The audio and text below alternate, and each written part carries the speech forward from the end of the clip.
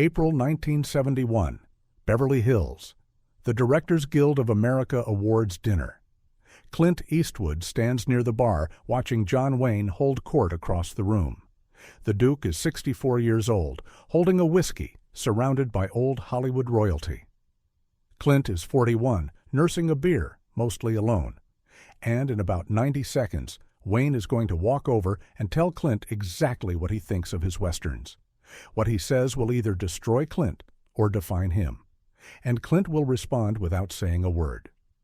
To understand what happens next, you need to understand who John Wayne was in 1971. He was not just an actor. He was America's idea of itself, the cowboy, the hero, the man who always did the right thing, who never wavered, who represented everything clean and noble about the West. Wayne had made over 80 westerns. He was the genre. When people thought cowboy, they thought John Wayne. Tall, strong, righteous, uncomplicated. Good versus evil. Black hat versus white hat. That is what a western was supposed to be. Then Clint Eastwood came along and broke every rule. Clint had spent the 1960s in Italy making spaghetti westerns with Sergio Leone. A fistful of dollars for a few dollars more.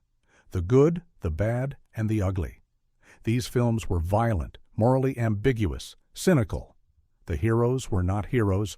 They were anti-heroes, mercenaries, men who killed for money, who cared about survival more than justice. And audiences loved them.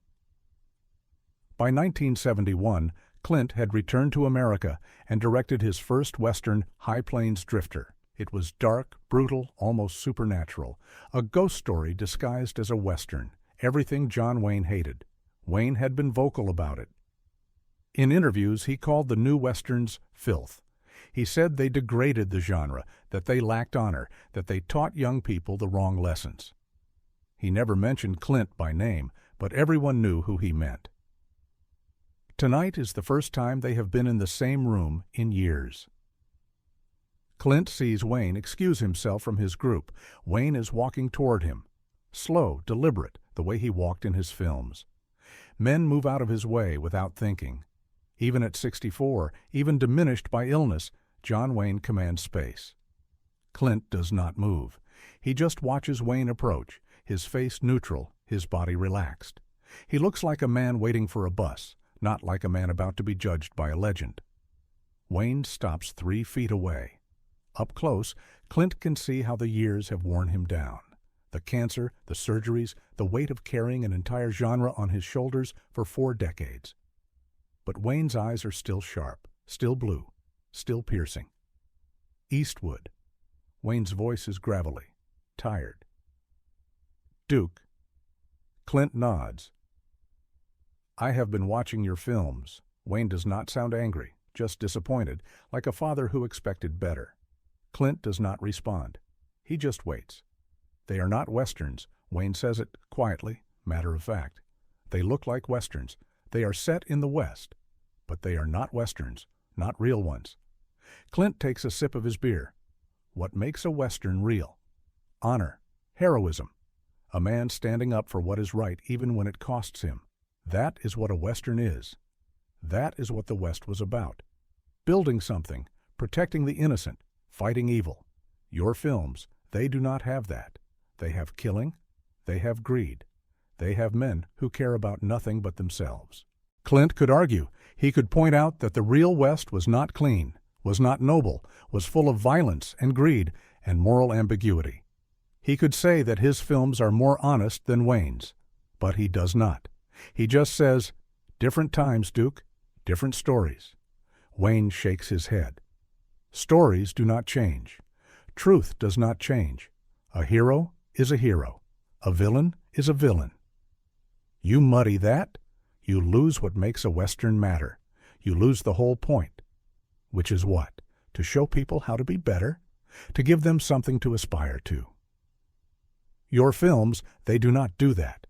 They show people at their worst and call it realism. That is not art, Eastwood. That is cynicism. Clint looks at Wayne for a long moment. He sees a man who genuinely believes what he is saying, a man who dedicated his life to embodying a certain kind of heroism, a certain kind of American ideal, a man who is terrified that the world is changing in ways he cannot control.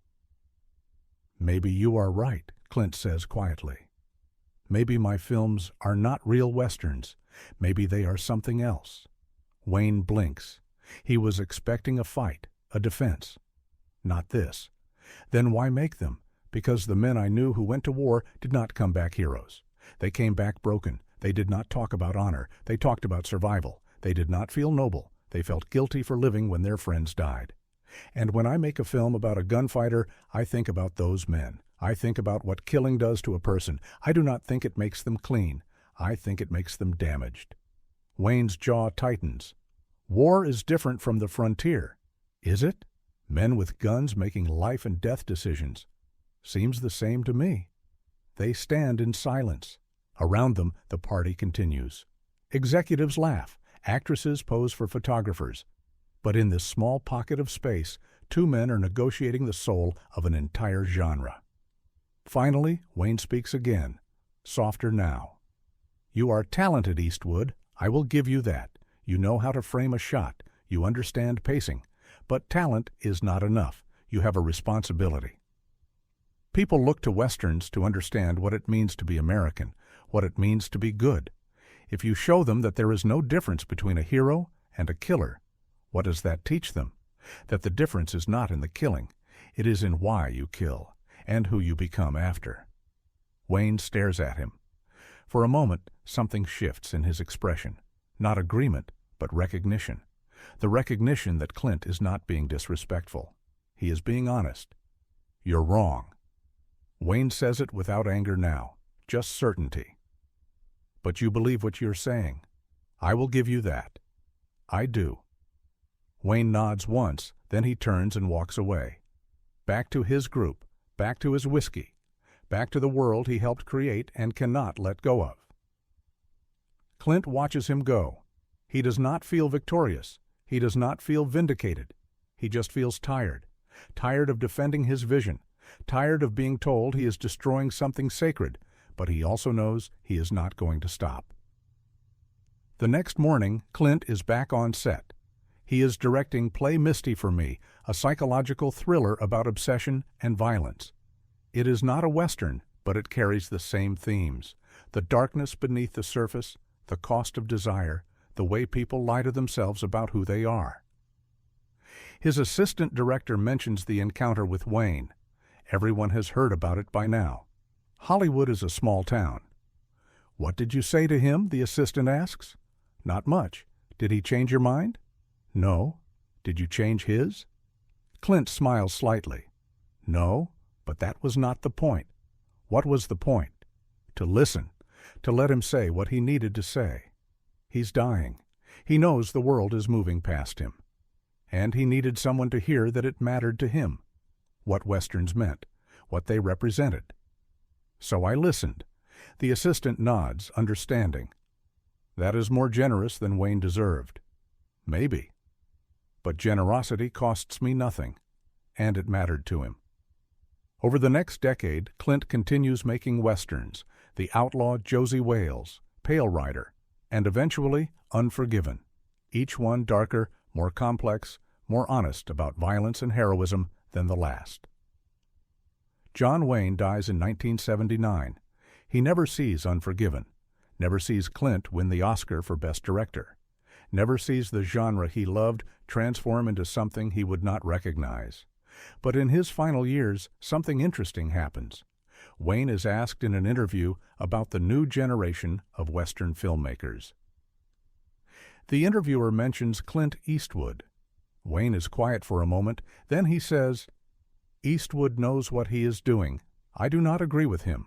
But he is not a fool. He has a vision, and he commits to it. That matters." It is not an apology. It is not an endorsement. But it is respect. And for Clint, that is enough. Years later, in 1992, Clint is standing on stage at the Academy Awards, holding the Oscar for Unforgiven. The film has just won Best Picture. Clint has won Best Director. It is a Western about an aging gunfighter who tries to leave violence behind and cannot. A film about the cost of killing, about guilt, about the impossibility of redemption. Everything John Wayne said a Western should not be. And yet, here it is, celebrated, honored, recognized as a masterpiece. In his acceptance speech, Clint does not mention Wayne. He does not gloat. He does not make a point about vindication or being proven right. He just thanks the cast and crew and walks off stage. But later, in the press room, someone asks him about the evolution of the Western, how it has changed since the days of John Wayne, whether he feels he helped change it. Clint thinks for a moment. Then he says, "John Wayne made Westerns about who we wanted to be. I make Westerns about who we are. Both are necessary. Both are true. Wayne showed us the ideal. I show the cost of trying to reach it. We were not enemies. We were just looking at different sides of the same thing," the journalist presses. "But you proved him wrong. Your Westerns are celebrated now. His are seen as dated." Clint shakes his head. "I did not prove him wrong. I just told a different story. Wayne's Westerns mattered. They gave people hope. They gave them heroes. That is not nothing. My Westerns matter because they show the price of heroism. They show that being good is hard, that violence scars you, that redemption is not clean. But neither approach is wrong. They are just different. And we needed both." Did Wayne ever understand that? Clint pauses. "I do not know, but I think at the end he respected it. And that is all you can ask for. The truth is, John Wayne was not wrong about Westerns. He understood something essential. That myth matters. That stories shape how we see ourselves. That heroes give people something to aspire to. But Clint understood something else. That myths can also lie. That heroes are human. That if you only show the clean version, you miss the truth. And truth, even when it is ugly, even when it is uncomfortable, matters more than comfort. What happened between Wayne and Clint was not a battle. It was a passing of the torch. Wayne represented the Old West, the myth, the legend, the story we told ourselves to feel good about our history. Clint represented the New West, the reality, the complexity, the acknowledgement that heroism is costly and that violence leaves scars. Both men were right. Both men were necessary. And both men, in their own way, honored the genre they loved, but only one of them was willing to break it to save it. In that moment at the Directors Guild Awards, when Wayne told Clint his films were not real Westerns, Clint could have fought back. He could have argued. He could have defended himself. But he did not. He just listened. And in listening, he showed more strength than any argument could have. Because Clint Eastwood understood something fundamental, that you do not prove yourself by tearing others down. You prove yourself by doing the work, by making the films you believe in, by trusting that time will reveal what matters. And time did. Today, when film students study Westerns, they study both men. They study John Wayne's The Searchers and Clint Eastwood's Unforgiven. They study the myth and the reality, the ideal and the cost, the hero and the man. And they learn that both are necessary, that the genre is big enough for both, that there is no single way to tell a story about the West, about America, about what it means to be a man facing violence and choosing how to respond. John Wayne thought Clint Eastwood did not belong in Westerns. He thought Clint was destroying the genre, making it dirty, making it cynical, making it small. But what Wayne could not see, what he could not accept, is that the genre needed to be broken. It needed someone willing to ask hard questions, to show the darkness, to refuse the easy answers. And Clint did that. Not with anger, not with arrogance, just with quiet determination, with a refusal to compromise his vision, with the understanding that some stories need to be told even when they make people uncomfortable. That night in 1971, when Wayne walked away from Clint, something ended. The old guard, the old way of making Westerns, began its slow fade. And something new began. Harder, darker, more honest. But it was not a victory. It was an evolution. And Clint understood that. He understood that he was not replacing John Wayne. He was continuing a conversation Wayne started. A conversation about heroism, about violence, about what it means to be good in a world that is not. Wayne thought there was only one answer. Clint knew there were many, and in the end, that is what separated them.